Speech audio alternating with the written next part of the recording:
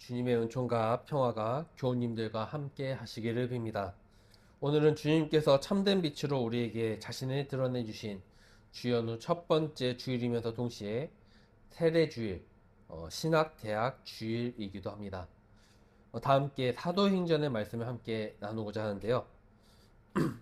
혹시 이제 뭐 보신 분들도 아마 계실 거고 보지 못하신 분들도 계실 텐데, 네, 군대 이제 훈련소 유튜브에도 이런 영상들이 많이 있는 것 같더라고요. 군대 훈련소에 가면은 많은 분들이 이제 다 함께 합동으로 이제 세례를 받는 장면이 있습니다. 저는 그걸 이제 실제로 목격했는데요. 수십 명도 아닙니다. 수백 명의 사람들이 줄을 서갖고 목사님께 이제 차례대로 이제 세례를 받아요. 목사님의 손이 그들의 머리 위에 얹어지는 그 순간에 그 현장은 정말로 성령의 역사로 가득 찬 역사가 되어집니다. 저는 이제 어린 시절 유아 세례를 받았기 때문에 직접 이제 제가 세례를 받았었을 때에 대한 기억이 당연히 없죠. 그래서 그런지 이제 그런 거를 볼 때마다 내심 마음속으로 좀 부러운 마음이 있습니다.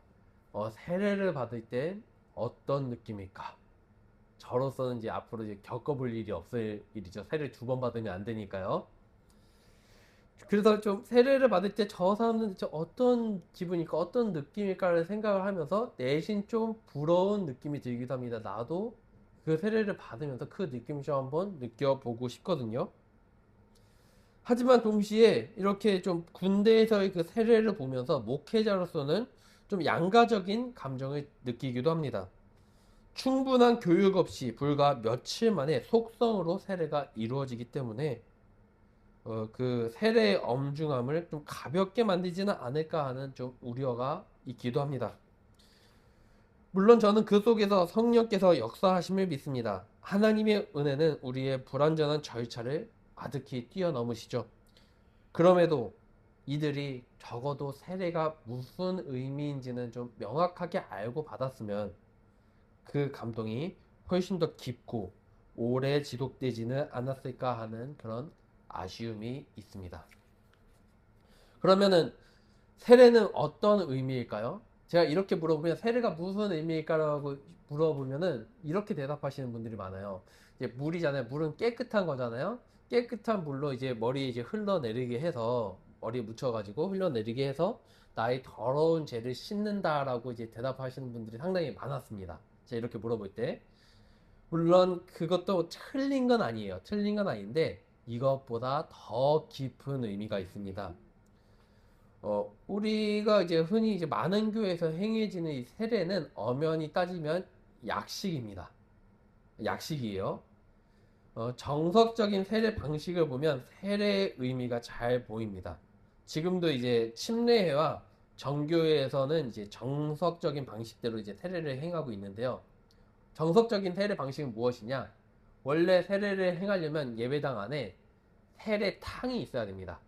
욕조, 세례탕이 있어서 좀 크게 세례탕을 준비해가지고 거기에 물을 채워 넣어야 돼요. 그리고 세례 받는 사람이 그 탕 안에 들어가요. 들어가서 세례 집례자가 세례 받는 사람을 탕 속에 빠뜨립니다. 머리 끝까지 물에 다 잠기게 해요. 그리고 건져 올립니다. 이게 바로 정석적인 방식의 세례 방식입니다. 물속에 완전히 잠겼다가 나오는 것은 단순히 더러운 죄를 씻어내는 것 그 이상을 말합니다. 그것은 물에 잠김으로써 뭐가 되는 거죠? 이제 나는 그 속에서 죽는 겁니다. 이전에 죄인 됐던 나는 그 물 속에서 잠겨서 죽게 되고 건져 올림으로써 하나님의 사람으로 다시 태어나는 것을 이 상징적으로 세례가 보여주는 것이죠. 그래서 바울은 로마서 6장에서 이렇게 이야기합니다. 우리가 세례를 받고 그리스도 예수와 하나 된 것은 그와 함께 죽는 것이다. 세례는 내 인생의 주도권이 나에게서 그리스도께로 옮겨지는 우리 존재 자체의 전환인 것입니다. 더 이상 내가 내 삶의 주인이 아니라 그리스도께서 나를 통해 사시는 것을 우리가 세례를 통해서 고백을 하는 것이죠. 그러면 뭐 세례가 뭔가 이제 특별한 힘이 있기 때문에 세례를 한다고 해서 우리가 이제 주님의 사람으로 다시 살아갈 수 있게 되고 그런 것일까요? 아니죠. 물론 세례는 특별합니다. 세례는 특별하지만 세례가 특별한 것은 세례에 특별한 힘이 있어서가 아니라 죄 없으신 주님께서, 죄가 하나도 없으신 예수님께서 죄인들을 위한 요한의 세례에 기꺼이 동참해 주셨기 때문에 우리에게 세례가 특별한 것입니다. 오늘 우리가 함께 읽은 이 복음서 마태복음 3장에서 세례 요한은 예수님께 내가 선생님께 세례를 받아야 할 터인데 선생님께서 내게 오셨습니까? 라고 좀 당황해하는 모습을 우리에게 보여줍니다. 요한이 이제 당황해한 것은 당연하죠. 요한이 베푼 세례는 회개의 세례입니다. 그렇기 때문에 요한은 이렇게 이야기하죠. 회개하라, 하늘 나라가 가까이에 왔다라고 요한은 이야기하는 겁니다. 세례를 베푸면서 회개하라라고 이야기한 것이 요한의 세례였습니다. 죄를 자백하고 회개하는 자들이 받는 세례였던 것이죠. 그런데 죄 없으신 하나님의 아들이 그 세례를 받으러 요한에게 찾아오신 것입니다. 요한이 당연히 당황할 만했죠. 그런데 이 당황해하고 있는 요한의 앞에 예수님은 이렇게 대답하십니다. 지금은 그렇게 하도록 하십시오. 이렇게 하여 우리가 모든 의를 이루는 것이 옳습니다. 라고 말이죠. 우리가 모든 의를 이룬다. 예수님은 홀로 의를 이루시는 분이 아니신 것입니다. 죄인들과 함께 의를 이루시려고 예수님은 그 세례에 동참하신 것입니다. 이것이 바로 예수님께서 우리와 함께 하심이시겠죠. 세례는 본래 요한이 행한 것이었습니다. 인간 요한이 행한 세례가 하나님 보시기에 어떠했겠습니까? 하나님 보시기에 완전했겠습니까? 아니죠. 하나님 보시기에 인간 요한이 행한 이 세례는 불완전한 것입니다. 하지만 예수님은 그 불완전한 인간의 종교 의식 속으로 기꺼이 들어와 주십니다. 예수님은 자신의 거룩함을 주장하며 죄인들과의 거리를 두고 멀리서 관망하는 분이 아니십니다.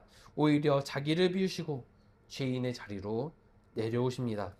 회개하는 죄인들 사이에 서서 그들과 함께 물에 들어가신 것입니다. 이것이 바로 예수님께서 보여주신 성육신입니다. 하나님께서 우리의 연약함과 불완전함 속으로 들어오셔서 그 안에서 우리와 함께 하시는 것입니다.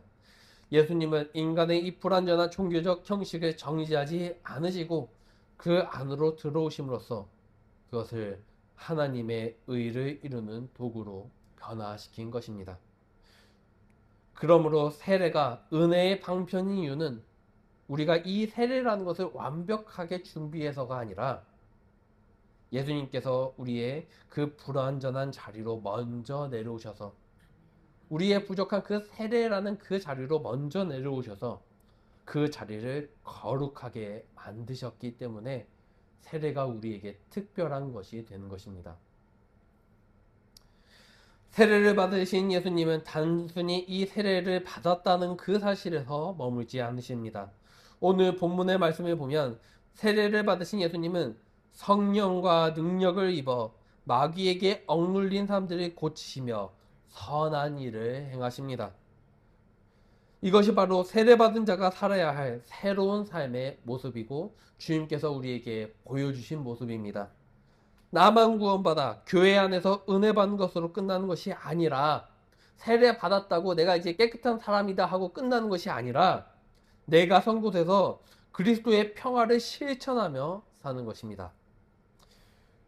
이 평화가 그럼 우리들끼리만의 것일까요? 교회 안에 교회 잘 다니는 사람들만의 평화이겠습니까?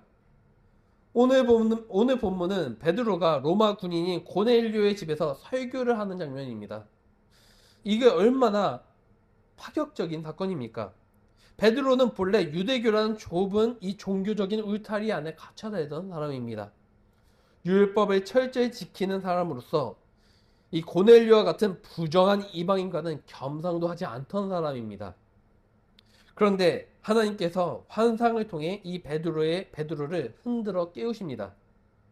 깨끗하지 못한 동물들을 담긴 보자기를 이제 내려 보여주시면서 하나님께서는 이렇게 이야기하십니다. 베드로에게 잡아먹어라.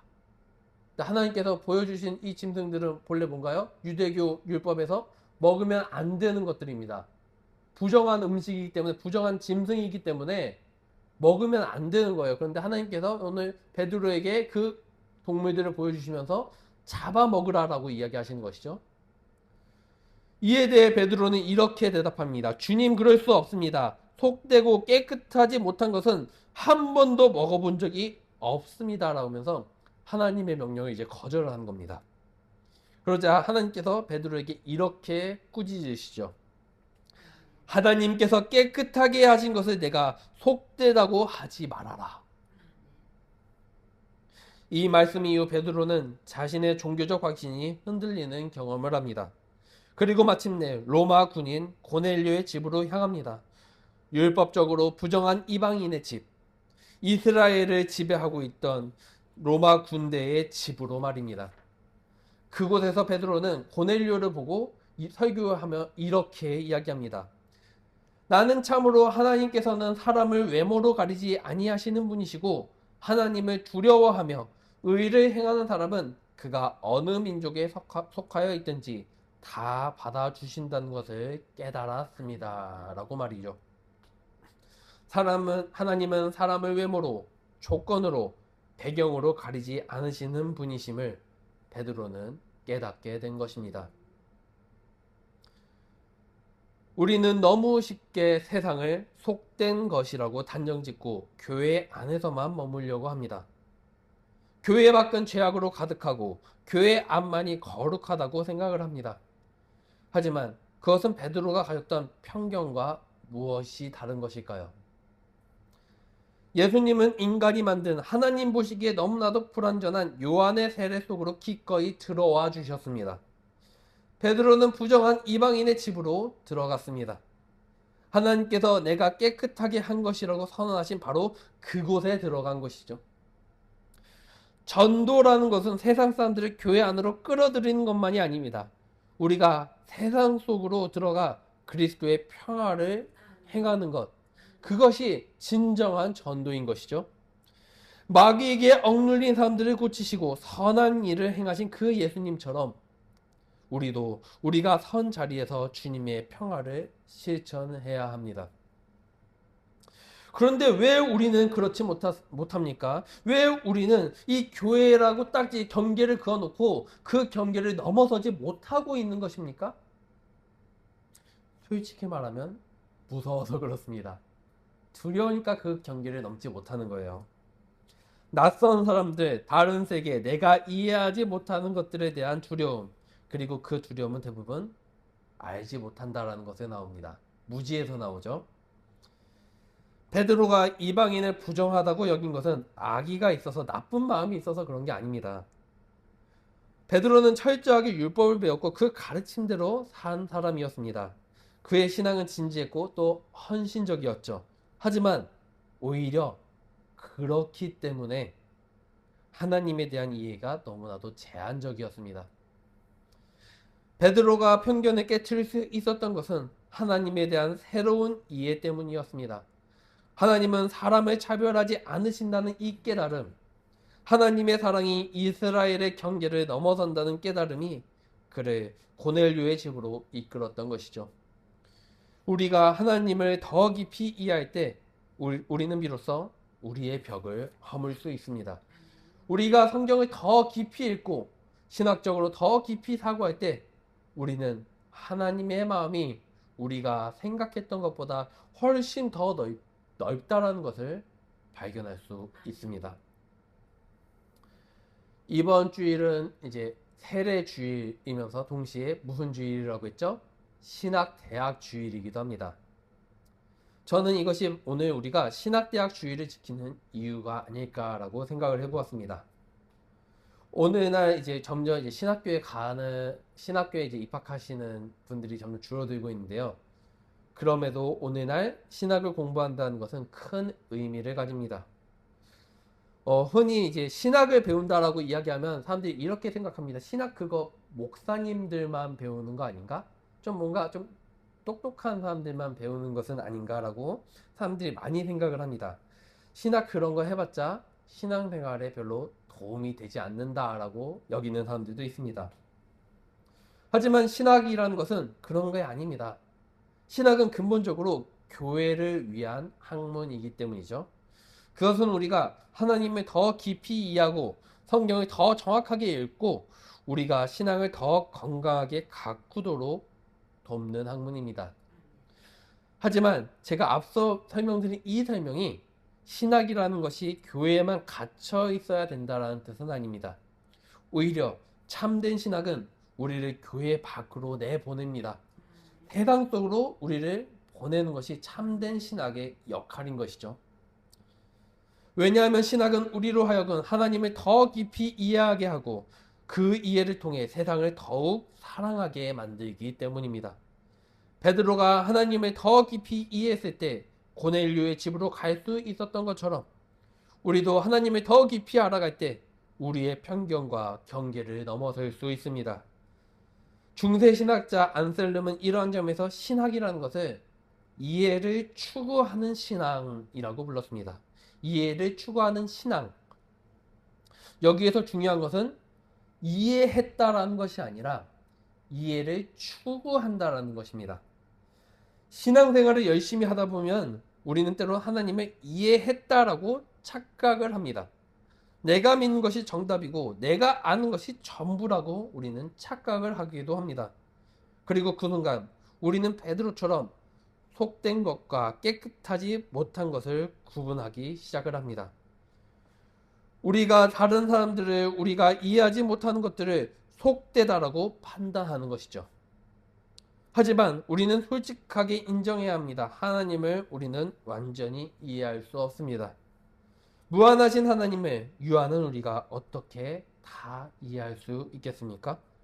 그렇다고 해서 우리가 그 이해를 포기해서도 안 됩니다. 우리는 이해를 추구해야 하는 것이죠. 우리는 끊임없이 하나님을 알아가야 합니다. 우리가 모른다는 것을 알면서도 더 알고자 노력해야 합니다. 그렇게 신학은 굉장히 역설적인 학문입니다. 할 수 없는 그 이해를 추구하는 신앙인 것이죠. 우리의 신앙은 맹목적이어서는 안 됩니다. 목사가 앞에 나와서 떠든다고 해서 그거를 다 고지고대로 받아들여서는 안 됩니다. 자, 성도 개개인 한 분 한 분도 그 이해를 추구하기 위해 날마다 끊임없이 전진해야 합니다. 끊임없이 배우고 질문하고 하나님을 더 깊이 알아가야 합니다. 무지는 두려움을 낳고 두려움은 배제를 낳습니다. 하지만 이해는 용기를 낳고 용기는 포용을 낳습니다. 베드로가 하나님을 더 깊이 이해했을 때 그는 용기를 내어 고넬료의 집 문턱을 넘을 수 있었습니다. 오늘 우리가 신학대학 주일을 보내는 이유가 바로 여기에 있습니다. 신학교는 단순히 목회자를 양성하는 것이 아닙니다. 그것은 하나님을 더 깊이 이해하고 그 이해를 통해 세상을 더 사랑하는 법을 배우는 곳입니다. 그곳에서 훈련받은 이들이 교회로 그리고 세상으로 나아가 경계를 넘는 복음을 전할 수 있도록 우리는 함께 기도해야 하는 것입니다. 사랑하는 교우 여러분, 오늘 예수님을 통해 우리가 알게 된 것은 세례는 끝이 아니라 새로운 삶의 시작이라는 것입니다. 세례를 받은 우리는 평생에 걸쳐 하나님을 더 깊이 알아가는 여정을 시작을 하게 된 것입니다.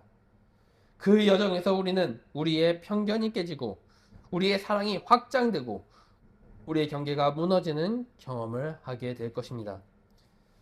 베드로가 고넬료의 집 문턱을 넘었듯이 우리도 우리의 편견과 두려움의 경계를 넘어서야 합니다.